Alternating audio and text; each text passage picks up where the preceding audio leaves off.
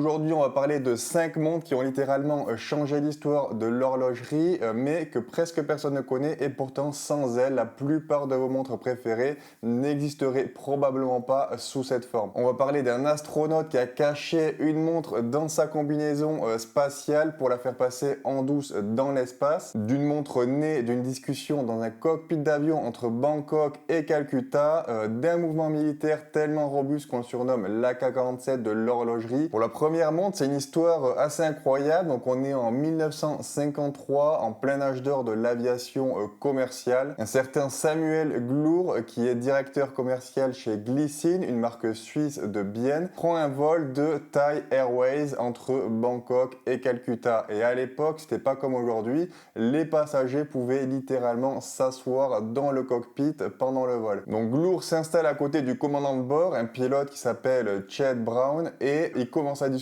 de montres. Du coup, Brown lui explique qu'aucune montre sur le marché ne correspond à ce dont les pilotes ont vraiment besoin. En gros, il veut une montre automatique, étanche, avec un calendrier et surtout un cadran 24 heures avec une lunette rotative pour suivre un deuxième fuseau horaire. À l'époque, ça n'existait pas du tout. Gloor atterrit en Inde et écrit immédiatement une lettre de 5 pages à Charles Hertig, le patron de Glycine, et en quelques mois seulement, le prototype de l'Airman est prêt. Le brevet est déposé en décembre 1953 et les premières montres sont expédiées avant Noël de la même année. Donc on est passé d'une discussion dans un cockpit à une montre révolutionnaire en moins de 6 mois. Et ce qui est génial, c'est que cette montre a introduit un concept que tout le monde connaît aujourd'hui, le suivi de 2 fuseaux horaires simultanément. La Rolex GMT Master est d'ailleurs sortie 2 ans plus tard, donc en 1955. Ça veut dire que Glycine avait 2 ans d'avance sur Rolex, sur ce terrain-là en tout cas. L'Airman a été un succès immédiat et surtout auprès des pilotes militaires et commerciaux. Pendant la guerre du Vietnam, c'était vraiment la montre des pilotes américains. Il y avait plus de 2 500 000 soldats américains qui sont passés par le Vietnam et l'Airman était partout sur les bases. Elle était même fournie aux contrôleurs aériens de la Navy à la fin de la formation. Et petit détail technique assez cool sur l'Airman que personne n'a jamais refait, enfin il me semble, en tout cas pas de cette manière. Sur la plupart des montres, quand vous tirez la couronne, la trotteuse s'arrête instantanément. Mais sur l'Airman, quand vous tirez la couronne, la trotteuse continue de tourner jusqu'à atteindre 12, puis elle s'arrête. Ça permettait aux pilotes de synchroniser leur montre beaucoup plus facilement. Et pour ceux qui aiment l'espace, l'astronaute Pete Conrad portait une Glycine Airman pendant les missions Gemini 5 en 1965 et Apollo 12 en 1969. Donc l'Airman est aussi allé dans l'espace. Dernier truc sur cette montre, dans les années 50, les USA avaient des taxes d'importation sur les montres basées sur le nombre de rubis. Plus il y avait de rubis, plus la taxe était élevée. Du coup, Glycine a sorti une version spéciale avec seulement 17 rubis au lieu de 23.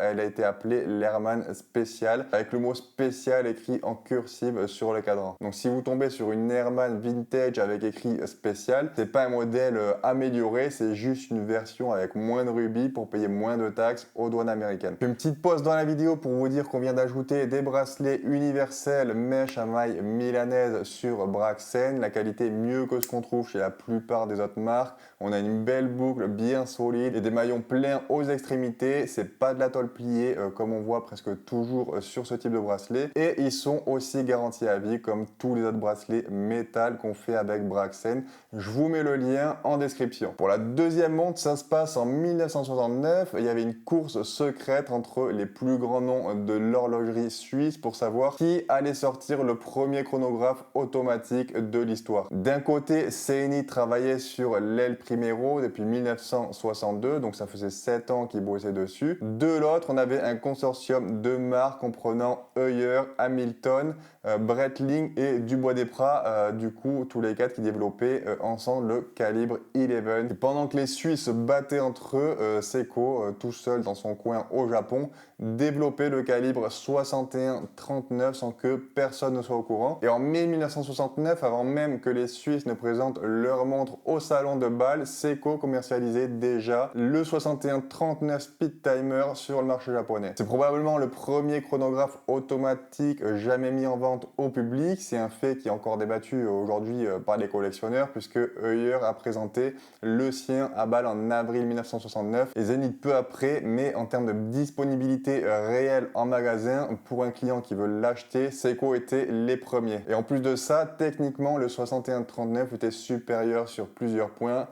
Contrairement au Calibre 11 de Heuer qui était modulaire, donc un mouvement de base avec un module chronographe rajouté par-dessus, le 6139 de Seiko était entièrement intégré comme l'est le Primero de Zenith, sauf qu'il incluait en plus un jour, une date et qu'il était plus fin. C'est assez fou quand on y pense puisque une seule marque japonaise a réussi seule ce qu'un consortium de 4 marques suisses a mis des années à développer ensemble. Mais l'histoire la plus folle autour de cette montre, c'est celle du colonel William Pogge. En 1972, Pogge est astronaute à la NASA et il s'entraîne pour la mission Skylab 4. À l'époque, les astronautes ne recevaient que leur Omega Speedmaster officiel juste avant le lancement. Du coup, pendant tout son entraînement, Pogge utilisait sa montre personnelle, du coup une Seiko 6139 avec le cadran jaune qu'il avait acheté pour 71 $. Et quand est venu le jour du lancement en novembre 1973, Pogge avait tellement confiance en sa Seiko qu'il a caché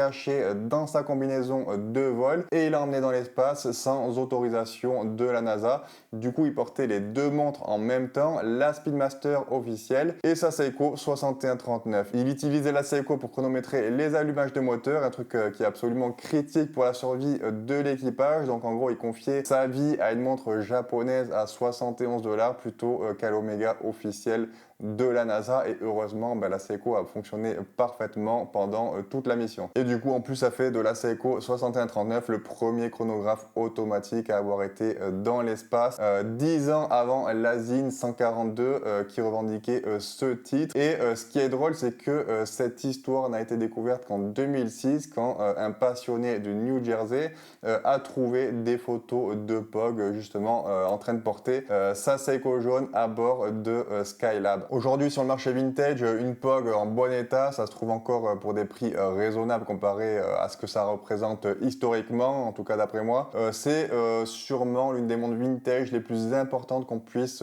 acheter sans se ruiner. On en trouve à moins de 1000 € et si vous la voulez vraiment en très bon état, forcément ça sera de plus en plus cher et ça monte à plusieurs milliers d'euros. La prochaine montre c'est une Bulova. On sait que l'Omega Speedmaster a été la première montre à aller sur la Lune, mais ce qu'on oublie souvent c'est que le cœur électronique de Bulova battait déjà dans l'espace bien avant l'arrivée d'Omega. Et d'ailleurs, il y a encore un mécanisme Accutron sur la Lune en ce moment même qui est posé sur la mer de la Tranquillité depuis 1969. Alors l'Accutron, c'est quoi exactement? C'est la première montre électronique au monde à fonctionner avec un diapason. Elle a été présentée en 1960 après 8 ans de recherche et développement dirigé par un ingénieur suisse nommé Max Hetzel et le principe c'est génial, au lieu d'utiliser un balancier qui oscille dans une onde mécanique ou un quartz comme dans les montres modernes, l'Accutron en fait il utilise un diapason qui vibre à 360 Hz. Pour comparer un mouvement mécanique classique, ça va à 3 ou 4 Hz en général.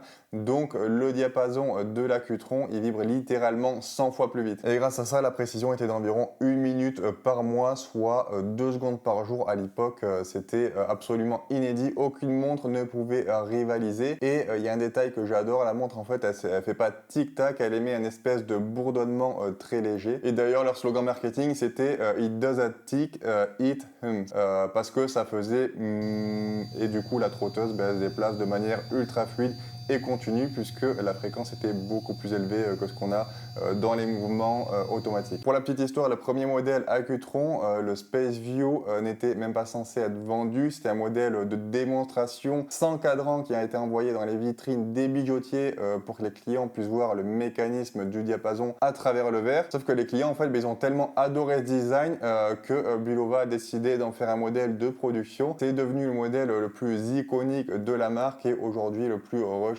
par les collectionneurs. Mais le plus impressionnant, c'est le rôle de l'Accutron en fait dans la conquête spatiale, puisque dès 1958, la NASA a utilisé la technologie Accutron dans ses missions, en commençant par le satellite Vanguard 1. Au total, des instruments équipés de mouvements Accutron ont été embarqués dans 46 missions spatiales Les horloges de tableau de bord de tous les vaisseaux Apollo étaient des accutrons. Et quand Buzz Aldrin a posé le module lunaire dans la mer de la Tranquillité le 20 juillet 1969, il y avait un chronomètre accutron à l'intérieur du véhicule. Et ce chronomètre est toujours là-bas. C'est donc littéralement une montre qui est sur la Lune depuis plus de 55 ans. En 1963, l'astronaute Gordon Cooper a même utilisé la fonction chronomètre de son accutron astronaute pour sauver sa propre vie. Que quand il a eu une panne électrique dans sa capsule pendant un vol orbital, c'est avec son accutron qu'il a chronométré le rallumage des moteurs pour pouvoir revenir sur Terre. Le président Lyndon Johnson a désigné l'accutron comme cadeau d'État officiel en 1964 et elles ont même été installées sur Air Force One. La CIA et l'US Air Force en utilisaient aussi dans leur programme d'avions espions, notamment dans les cockpits des prototypes de jets supersoniques X-15 et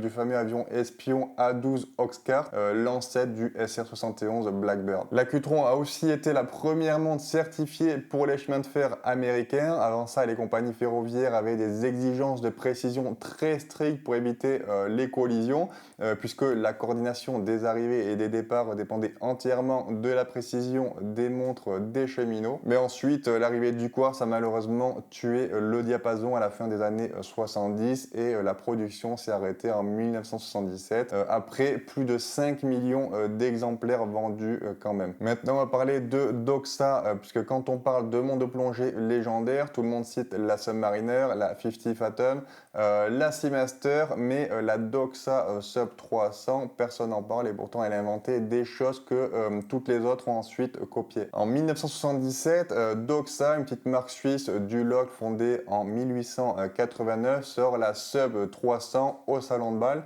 45 mm, étanche à 300 mètres, boîtier taillé dans un seul bloc. Jusque-là, rien de vraiment exceptionnel, mais elle a deux innovations majeures que personne n'avait fait avant. La première, c'est le cadran orange et c'est même pas un choix esthétique, c'est l'équipe de développement de Doxa dirigée par Urs Edge qui a fait des tests de visibilité sous l'eau dans le lac de Neuchâtel avec des vrais plongeurs et le orange s'est avéré être la dernière couleur à rester parfaitement visible en profondeur quand toutes les autres disparaissaient dans l'obscurité. C'est la première fois qu'un fabricant de montres faisait des vrais tests scientifiques de visibilité sous-marine pour choisir la couleur de son cadran. La deuxième innovation, c'est la lunette Nodeco. Avant la Doxa, les lunettes de plongée servaient juste à mesurer le temps d'immersion. La Sub 300 a été la première montre au monde à intégrer l'étape de non-décompression de la US Navy directement sur la lunette. En gros, le plongeur pouvait voir en un coup d'œil combien de temps il pouvait rester à une profondeur donnée sans avoir besoin des paliers de décompression à la remontée. Avant ça, les plongeurs devaient embarquer des tables de décompression imprimées sur des plaques en plastique et c'était beaucoup moins pratique. Et cette lunette Nodeco, elle a été développée en collaboration avec US Diver, la société américaine de Jacques-Yves Cousteau, le père de la plongée moderne. Cousteau a tellement aimé cette montre qu'il a adopté pour toute son équipe de plongeurs du Calypso.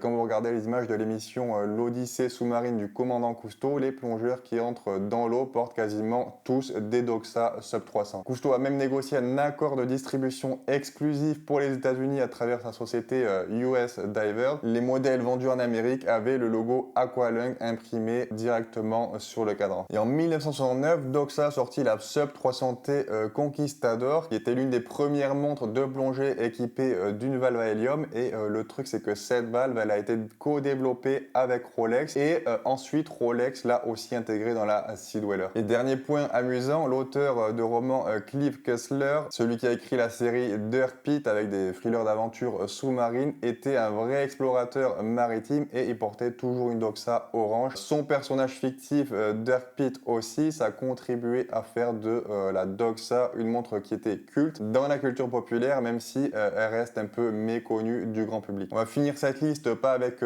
une montre, mais avec un mouvement parce que celui-là est tellement important qu'il mérite sa propre place. C'est le Lemania 5100, c'est le mouvement chronographe le plus robuste jamais créé et son histoire est assez folle. Déjà, il faut savoir que Lemania, c'est probablement la plus grande manufacture horlogère la moins connue. Elle a été fondée en 1884 et c'était le fournisseur exclusif de tous les mouvements chronographes d'Omega et de Tissot pendant plus de 40 ans. Donc déjà, sans Lemania, on n'a même pas de Moonwatch. Dans les années 70, la crise du quartz frappe. Breitling fait faillit, des dizaines de marques disparaissent et à ce moment-là, Lemania décide de créer un mouvement qui serait très bon marché, ultra robuste et facile à fabriquer pour survivre face aux Japonais. Le résultat, c'est le calibre 5100 qui est sorti en 1974. Et ce mouvement, il a vraiment tout du mouvement militaire. Pour réduire les coûts, Lemania a utilisé des matériaux assez peu conventionnels dans l'horlogerie.